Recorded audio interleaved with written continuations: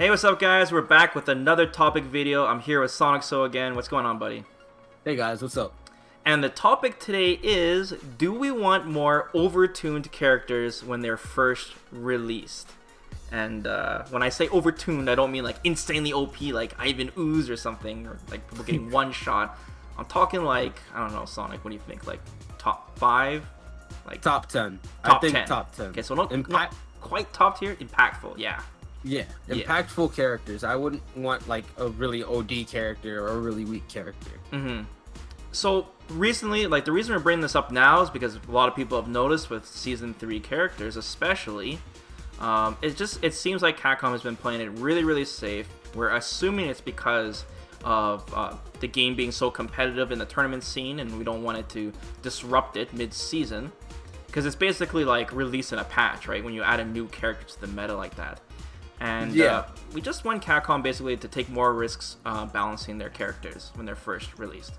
So we do know it's really tough. Like in general, it's harder to have a balanced character that's not too strong, not too weak, than having a character that's too strong or just simply too weak. Like it's tough to do that. So, but I mean, where do you stand with this, Sonic? Do you feel like we should have more overtuned characters? Like that's how I feel right now. Well, I wouldn't want again like an OD character or whatnot. I would want a balanced character, but I know that's really hard to have.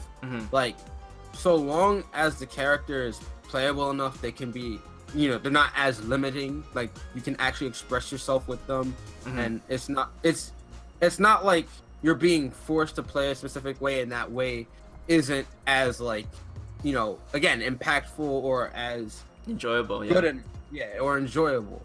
So that's what I would want, a character that can actually like do stuff and allows me to express myself in the way that I would want to, rather than just being weak overall. Okay, well, let's go back in time a bit here. Let's just go over like the history of these new characters coming out, and I think Capcom's done a pretty good job in the past for characters such as, I already wrote down a few, Balrog seemed okay when he first came out. Minot, it took a while to really see her potential, but Minot, Akuma, Guile was pretty good when he first came out, especially with those loops, and Abigail too. Abigail wasn't popular, but he was definitely strong. Definitely strong. So I mean, it's not like Capcom has always released really, weak characters. It's just like with Season 3.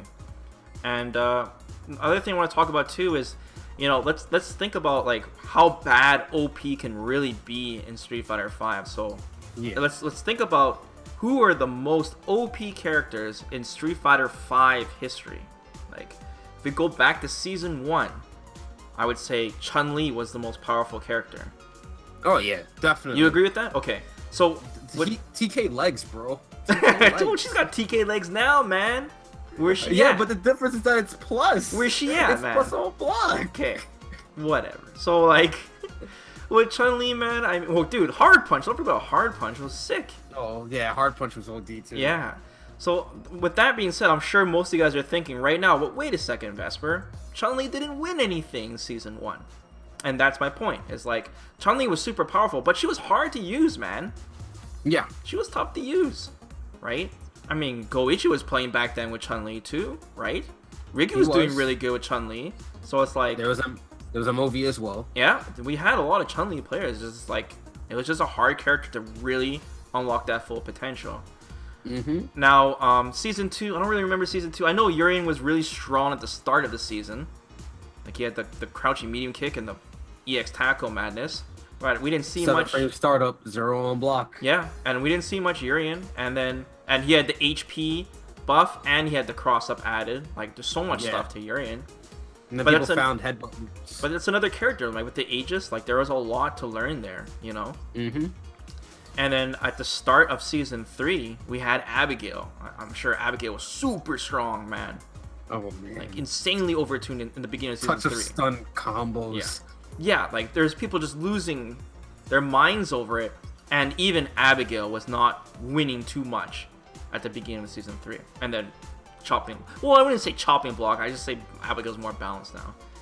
Yeah. And then fast forward to today, we got Cammy, right? Everyone's complaining about Cammy right now.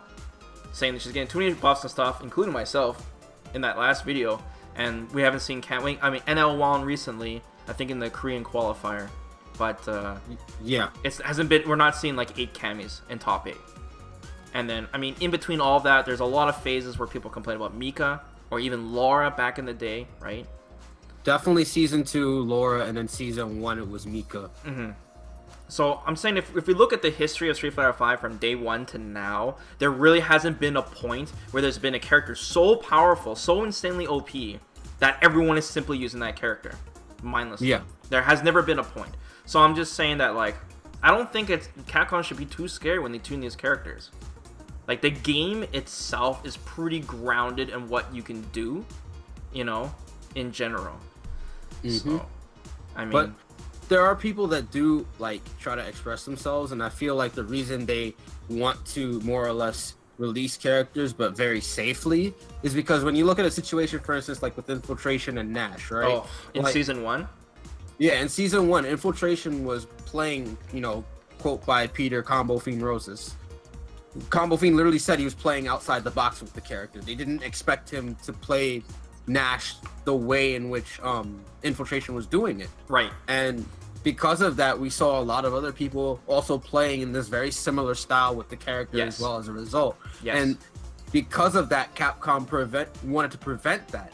And as we're seeing now with all the new DLC characters coming out, I feel like they're playing it safe for that reason.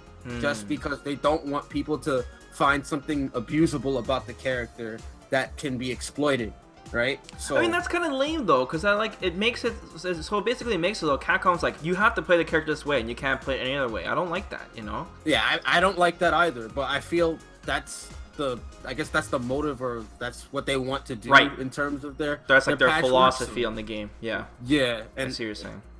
It just stifles expression in a sense, and I don't like it. Yeah.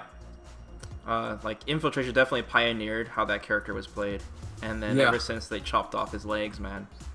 I mean, we still have some of that with some characters, but not to the extreme of Nash. Nash is just such a good example of that. Yeah, that's how happens. You give a character a lot of tools, man. Okay. Next thing we'll talk about. Let's just go through the pros and cons here. Let's say hypothetically, Capcom changes their mind. Like, hey, you know what? Let's release these characters overtuned. Let's make them clearly powerful, clearly going to be impactful when they're released, and let's just go through it. So one of the pros is that people are going to use the character. I think that's a pretty clear pro, is that when these characters release, people are actually going to use them, man. I mean, like, Falke is released, not too many people are using her, man. It's like a graveyard. Yeah. People dropped off like flies. You know, Sakura, she is like the most popular character. If that character popular poll isn't shady as I suspect it to be. I mean, then day 1. She is the most voted character. No one plays her. No one plays her. I never see her. Like, I see her once a week when I'm streaming. You know, that's a big deal, man, to have a character that popular and no one uses her. I mean, now you see her once a week, but when she was first released, nobody was trying to play her like crazy, man. Okay. Pro number 2, dinero, man. Money. Oh, like, of course. Capcom will make more money. Like, people are gonna want to buy the character or spend more fight money and thus play more. It benefits Capcom from a business sense. You know, if no one's buying your characters, then, you know, you're not making any income. Shouldn't tell Capcom this, though. Anyways, the third thing is that it will change the meta, which is a good thing. So, like, when you release, like, when a character becomes really buffed in a patch, the meta changes because more people use that character, and then because of that, more players will use characters that counter that character, and thus the meta changes, right? And they'll have to get a bit more diverse with what they want to do in terms of matchups. Like, they might have to try a different character. They might have to play the character to understand them. Right. And it'll just overall, it'll be a lot more thought into what people will do to try to deal with this new, like, threat to the meta, more or less, right? Yeah. So like, let's say, hypothetically, the meta right now is very zony based, right? A lot of Guiles, a lot of Minots, okay? And then suddenly they released a character that was really anti-zoner, like super anti-zoning character. The meta is gonna change because of that. And we want that. We want to always see different types of characters and stuff. It is a little stressful on the pro players for sure, having to learn multiple characters, but that's what we just mean. It's just another way to change keep the game fresh without actually adding a balance patch. Mm-hmm. Okay, of course, let's talk about the cons. This is an easy one, man. The biggest con would obviously be pay to win. Oh yeah. That would be a pay to win situation if Capcom is blatantly making these characters super powerful when they come out. Then we have a pay to win situation. People don't like that, like in general, for anything. It'll feel like a card game at that point. Like you have to buy the newest card. Oh, like a power creep? Yeah. And yeah, like you wouldn't want power creep like that. Exactly. And then like a loot box situation, we just they don't want, But we're like I said, we're saying overtuned. We're not saying like insanely OP. Yeah. And with our previous point of these past characters that were so powerful, at their best point, they still weren't at that point where they're that impressive, like Chun-Li. Mm-hmm. So, okay. Anyways, next con is what did I write here? Over nerfing. So that's another problem, is that when you have a character that's should be it's too overpowered, you'll get a huge outcry from the community, and the result of that would be Capcom to over nerf the character. And we've had that happen. I mean, several times. I mean, Rashid got insanely nerfed. Who else got insanely nerfed? I mean, Abigail got a lot of nerfs. He's still really good. Like, that just shows how strong that character was. Yeah. Chun-Li got insanely nerfed. Ryu got insanely nerfed. Nash was nerfed. Nash was probably the biggest nerf of nerfs. Mika. Yeah, Mika. I mean, you guys get it. Like, that's the problem, is that basically people get excited, their character is so good, and then all of a sudden the next day, boom, they're super low tier. That's another issue. You basically have this seesaw of balancing. And then it's like, who does Capcom want to be like? Who does Capcom want to be like a better character, more or less, in that situation? Because you have to always like switch up who you're gonna play at that point. Mm-hmm. And then the final con that I wrote down was this is kind of almost the same thing, but basically it's an emergency patch. So this would force Capcom to make an emergency patch, because it would obviously affect the CPT, and thus Capcom has to release a patch. They have to fix the character.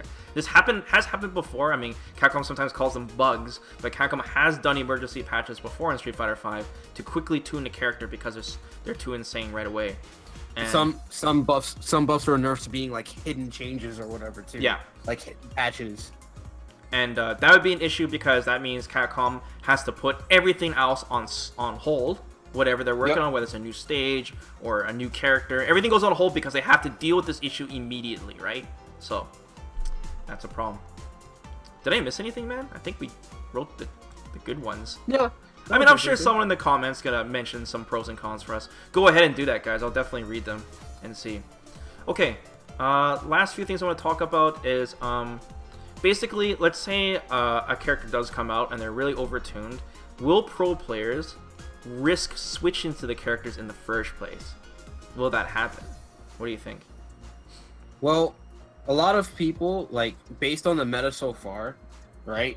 Like, you have Infiltration sticking with Minot and Jury, and you have, like, of course, NuckleDu, he's playing Gal, and you have all these players that are sticking to what works right now in the meta. If a newer character comes up that's actually like really decent or actually even better, like they might consider using that character just to figure out what they do before making like an overall decision. I don't think that they'll switch right away, because again, like, they're pro players, you have to stay consistent in every tournament, so trying to like play this new character all of a sudden, sure, it'll throw people off, but at the same time, it's like, there's no way to tell like right then and there when a character first drops, like, okay, this character is gonna be like really good. You need to study the matchup, you need to study like how this character interacts with the rest of the cast, and